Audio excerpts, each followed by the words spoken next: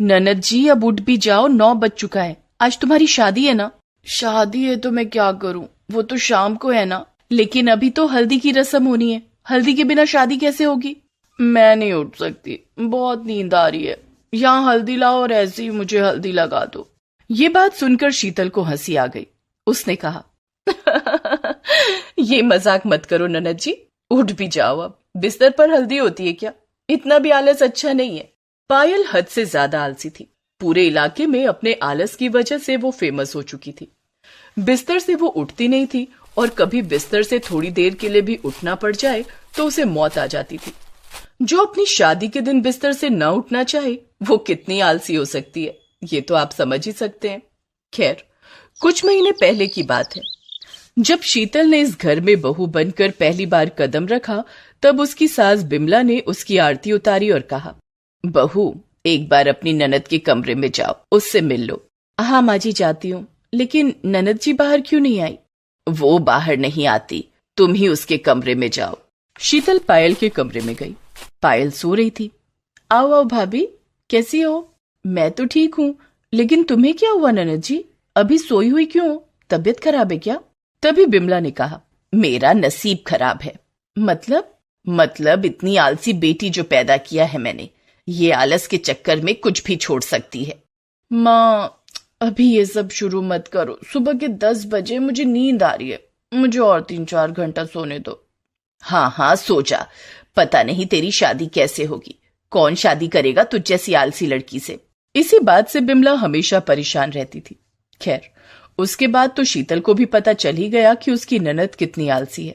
शीतल ने देखा कि पायल सिर्फ बाथरूम जाने के लिए और नहाने के लिए बिस्तर से उठती है और पूरा दिन बिस्तर पर ही पड़ी रहती है।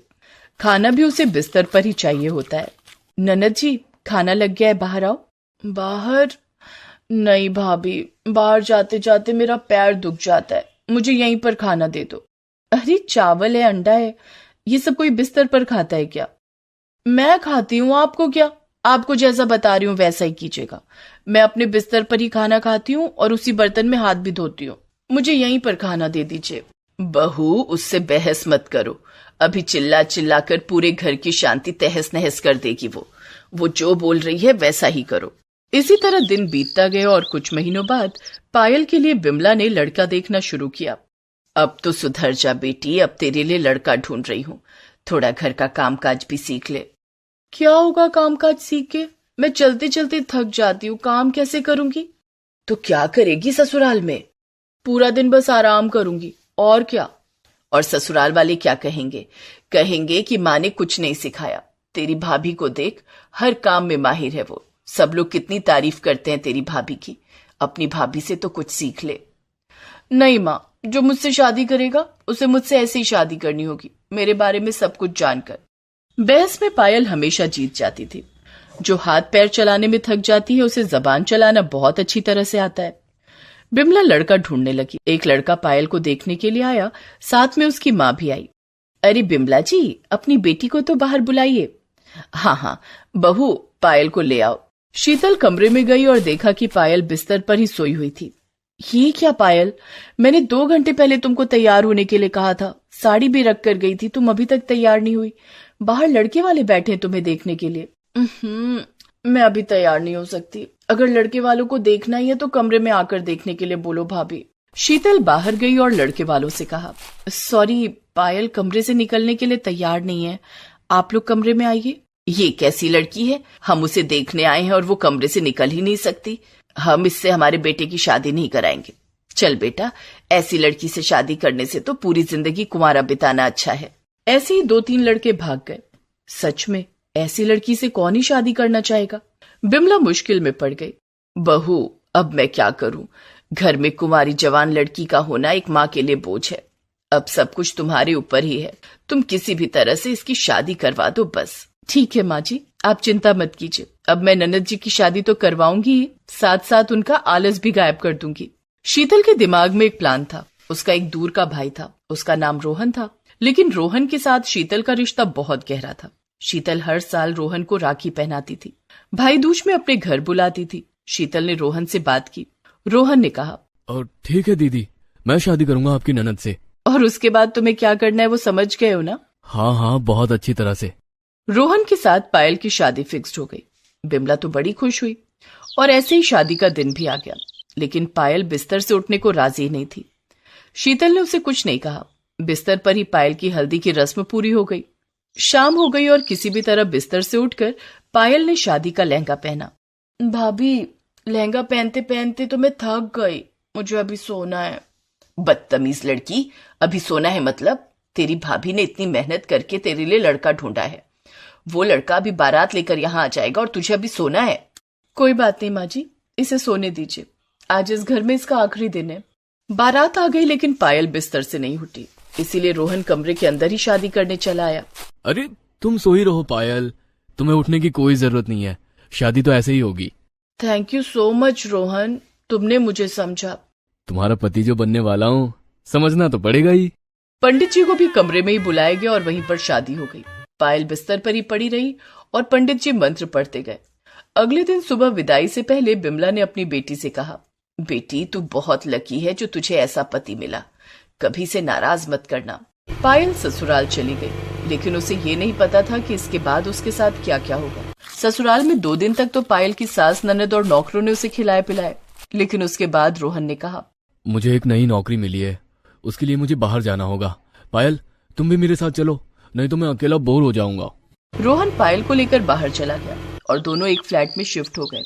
अगले दिन सुबह सुबह रोहन घर से चला गया। अब पायल घर में अकेली थी। पायल को अकेले रहने की आदत नहीं थी।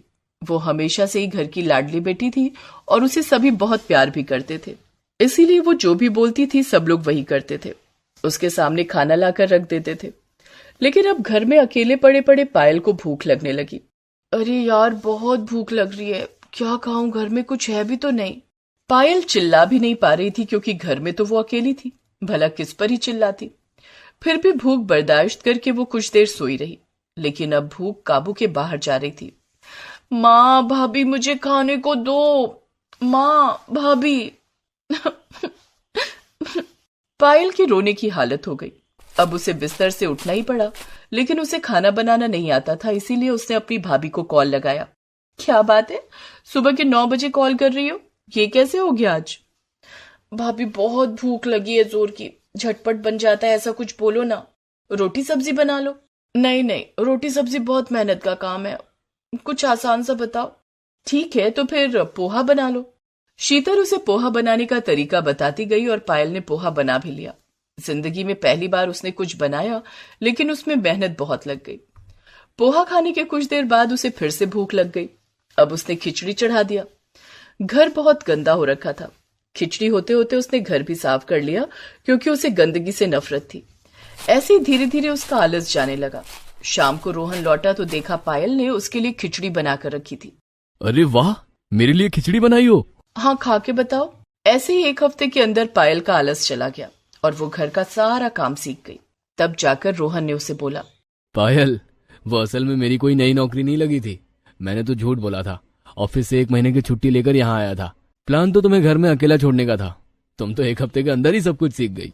समझ गई, भाभी भी इसमें शामिल है ना? हाँ, ये शीतल दीदी का ही प्लान था। लेकिन पायल ने बुरा नहीं माना, बल्कि शीतल को कॉल करके उसने थैंक यू कहा। अब उसे काम करने में मजा आ रहा था। तरह तरह का खाना भी बना रही थी वो।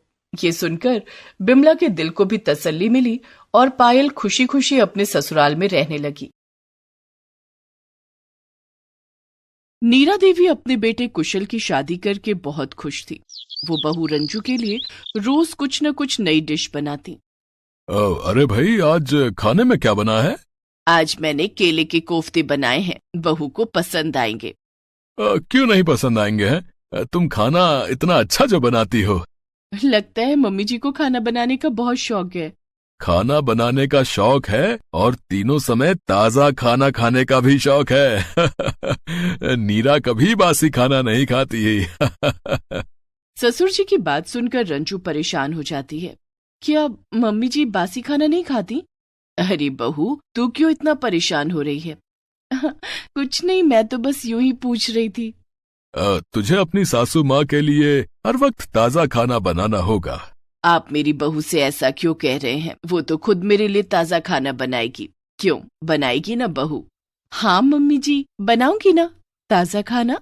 रंजू अब ये सोच सोच कर परेशान हो जाती है कि उसे रोज तीनों वक्त का खाना ताजा बनाना पड़ेगा, क्योंकि उसकी सास तो बासी खाना खाती नहीं है। एक दिन अरे रंजू, माँ अकेले रसोई में काम करती है, तुम माँ की मदद कर दिया करो। हाँ, क्यों नहीं। रंजू अब खाना बनाने में सास नीरा की मदद करने लगती है। धीरे धीरे रसोई का सारा काम रंजू के जिम्मे आ जाता है और तीनों वक्त का खाना रंजू को बनाना पड़ता है। मम्मी जी, आज खाने में क्या बनेगा? खाना? अभी तो सुबह का नाश्ता भी नहीं हुआ बहू, पहले नाश्ता बना ले। नाश्ते में आलू के पराठे बना ले और उसके साथ धनिया की चटनी बना लेना। दिन के खाने में चने की दाल, गोभी की सब्जी और चावल बना लेना, और रात के खाने में मटर पनीर और रोटी बना लेना।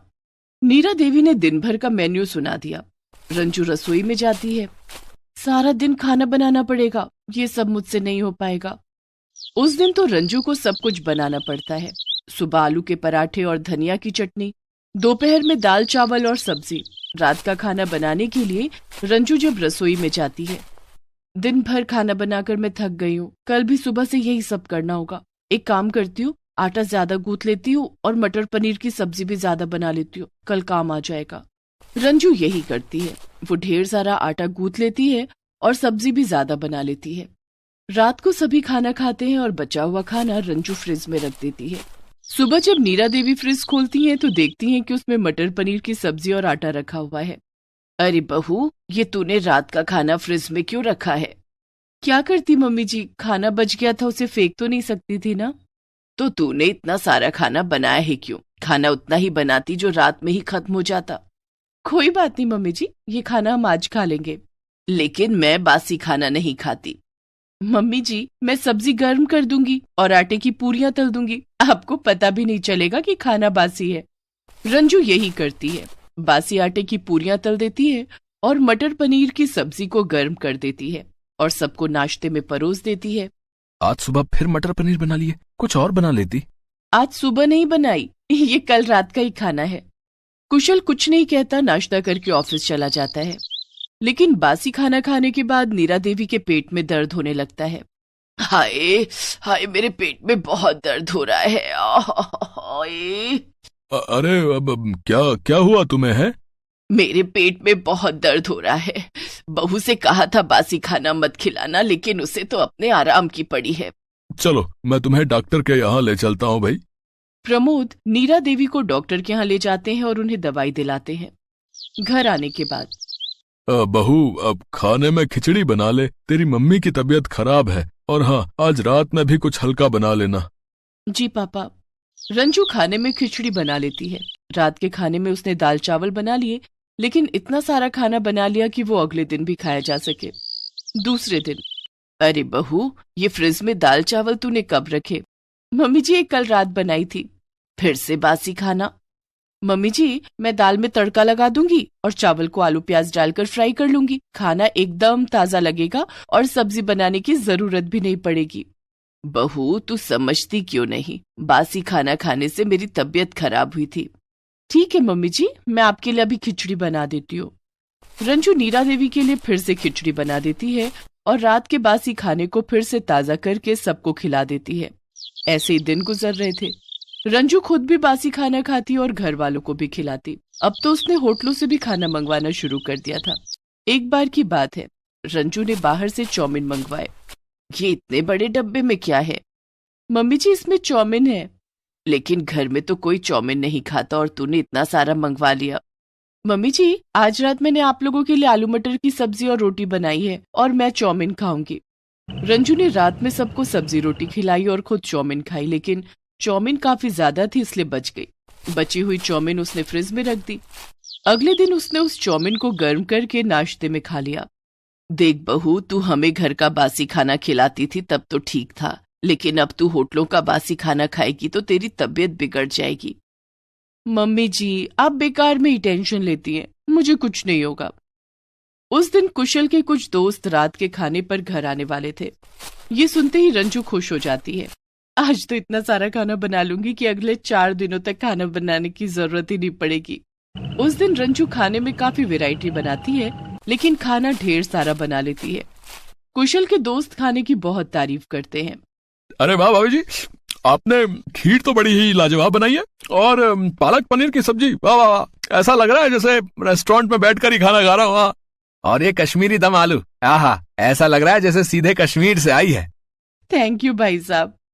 सभी मेहमान खाना खाकर चले जाते हैं, फिर घर के लोग खाना खाते हैं। रात का खाना हो जाने के बाद नीरा देवी जब रसोई में आती हैं, तो देखती हैं कि पूरी रसोई खाने से भरी हुई है।